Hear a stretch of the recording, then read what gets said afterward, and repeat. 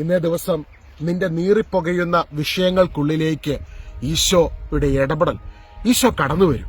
ഈശോ നിനക്ക് വേണ്ടി പ്രവർത്തിക്കും.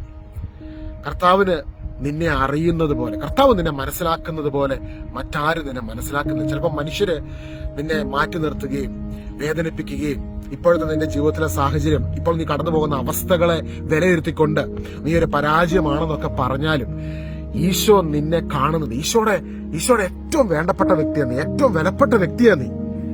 പലപ്പോഴും നമ്മളെ വേദനിപ്പിച്ചവരെയും മുറിപ്പെടുത്തിയവരെയും നമ്മളെ വിഷമിപ്പിച്ചവരെ കുറിച്ചൊക്കെ ഓർത്ത് നമ്മൾ ചിലപ്പോൾ നമ്മുടെ മനസ്സ് അവർ നമ്മളോട് ചെയ്ത് എങ്ങനെയാണെന്ന് ഓർത്ത് അതിൽ കുടുങ്ങിക്കിടക്കുമ്പോൾ സത്യത്തില് നമ്മുടെ ജീവിതത്തിൽ ഉയർച്ച വരുന്ന എപ്പോഴാണെന്നറിയാവോ?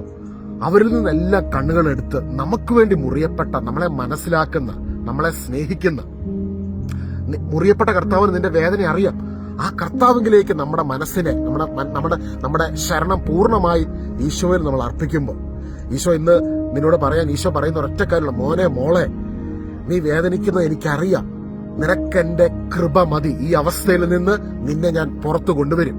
ചിലപ്പോ നീ ചിന്തിക്കുന്നുണ്ടോ, എന്നെ നീ മനസ്സിലാക്കുന്നുണ്ടോ കർത്താവ്? എന്റെ അവസ്ഥ നീ അറിയുന്നുണ്ടോ? നിന്റെ നീറിപ്പോകുന്ന വിഷയങ്ങളെ അറിയുന്ന കർത്താവിന് നീ ആരാന്നും, നീ എന്താന്നും, നീ എങ്ങനെ ചിന്തിക്കുന്നുവെന്നും, നിന്റെ മനസ്സിലൂടെ കടന്നു പോകുന്ന കാര്യങ്ങൾ എന്താന്നും, നിന്റെ ഓരോ കാര്യങ്ങളും, നിന്റെ വീഴ്ചകളും ബലഹീനതകളും ഒക്കെ അറിയാം കർത്താവിന്. ആ കർത്താവ് നിന്നെ നോക്കി പറയുകയാണ്, ഞാൻ നിന്നോടൊപ്പമുണ്ട്.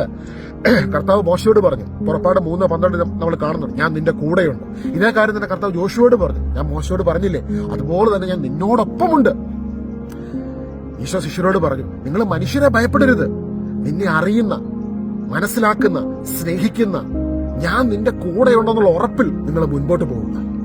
ഇന്ന് കർത്താവ് നിനക്കൊരു ഉറപ്പ് തരികയാണ്, കർത്താവ് കൂടെയുണ്ട്.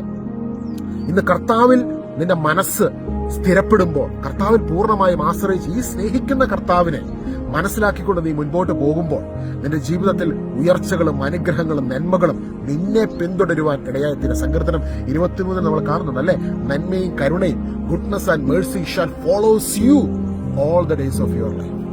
God bless you. കാരണം കർത്താവാണ് നമുക്ക് സഹായകനായി നമ്മുടെ കൂടെയുള്ളത്. God bless you.